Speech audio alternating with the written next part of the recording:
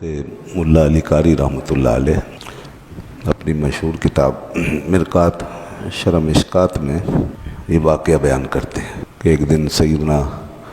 حضرت ابوبکر صدیق رضی اللہ عنہ نے حضور نبی کریم صلی اللہ علیہ وآلہ وسلم کی بارگاہ میں اپنا یہ واقعہ بیان فرمایا کہ یا رسول اللہ، میں نے اسلام سے پہلے بھی کبھی بت پرستی نہیں کی، کسی بت کے آگے، کسی جھوٹے خدا کے آگے اپنا سر نہیں جھکایا، جبکہ سارا عرب یہ کام کرتا تھا اور خود ان کے ماں باپ بھی حالت شرک میں تھے، تو سارا گھرانہ اور سارا قبیلہ شرک میں مبتلا تھا، مگر میں نے کبھی یہ کام نہیں کیا۔ تو انہوں نے پھر یہ واقعہ عرض کیا کہ ایک روز میرے والد مجھے بت خانے میں لے گئے اور مجھے وہاں یہ نصیحت کی کہ یہ تمہارا دیوتا ہے، اس کے آگے تم سجدہ کرو، عبادت کرو اور اس سے مانگو، تو یہ تمہاری مشکل حل کر دے گا۔ میرا باپ ابو قحافہ یہ نصیحت کر کے وہاں سے چلا گیا اور میں اس بت خانے میں اکیلا رہ گیا۔ تو میں نے اس جھوٹے دیوتا سے یہ کہا کہ کیا تو میری مدد کرے گا؟ انی جائع فاطمنی، میں بھوکا ہوں، تو مجھے کھانا کھلائے گا؟ وانی عارٍ فاکسنی،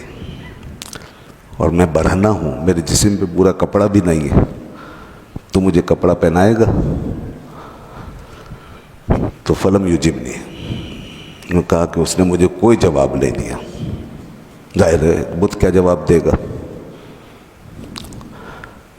تو عرض کی کہ پھر میں نے پتھر اٹھایا اور میں نے اس سے کہا اچھا میں اب تجھے اس پتھر سے مارتا ہوں، اگر تجھ میں اتنی طاقت ہے کہ تو اپنے آپ کو ہی بچا سکے تو بچا، فمنا نفسک، اپنے آپ کو بچا لے۔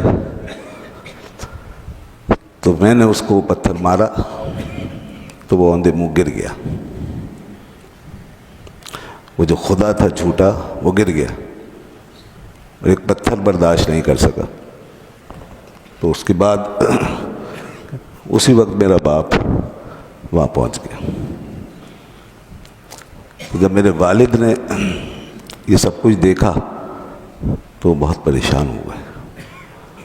اور غصہ کرنے لگے، کہنے لگے یا ابا بکر ما ھذا،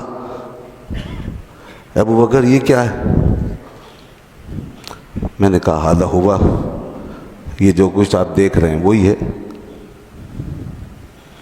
انہوں نے مجھے پکڑا اور پکڑ کے کھینچتے ہوئے میری ماں کے پاس لے گئے اور جا کر میری ماں سے شکایت کی اور کہا دیکھ اپنے اس بیٹے کو، اس نے آج کتنا بڑا کفر کیا، اس نے ہمارے بھگوان کی توہین کی اور اسے پتھر مارا اور گرا دیا، توڑ دیا۔ بڑا غصہ کر رہے تھے اور وہ چاہتے تھے کہ ماں بھی شریک ہو جائے اس غصے میں اور وہ بھی مجھے ڈانٹے اور مارے، لیکن میری ماں پہ کوئی اثر ہی نہیں ہوا، وہ نارمل لے رہی تھی اس معاملے کو۔ تو اس کے میرے باپ نے کہا کہ کیا بات ہے کہ تم دیکھ نہیں رہی، اس کو کچھ نہیں کہتی؟ تو میری ماں نے کہا کہ ابو قحافہ اس کو چھوڑ دو، اس بچے کو کچھ مت کہو، اس لیے کہ جب یہ پیدا ہوا تھا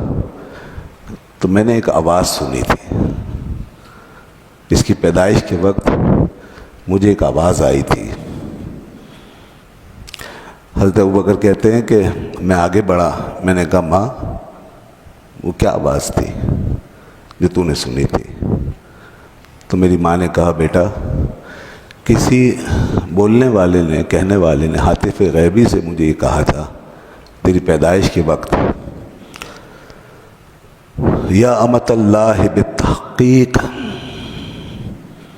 اے اللہ کی بندی یہ بات تحقیق شدہ ہے،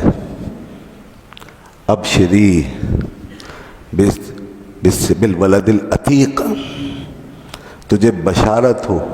ایک ایسے بچے کی جو جہنم سے آزاد ہے، اسمہ فی السماء الصدیق، اور اس کا نام آسمانوں میں صدیق ہے، وَلِمُحَمَّدٍ صَاحِبٌ وَرَفِیق، اور جو ہمارے محمد کا ساتھی اور رفیق ہے۔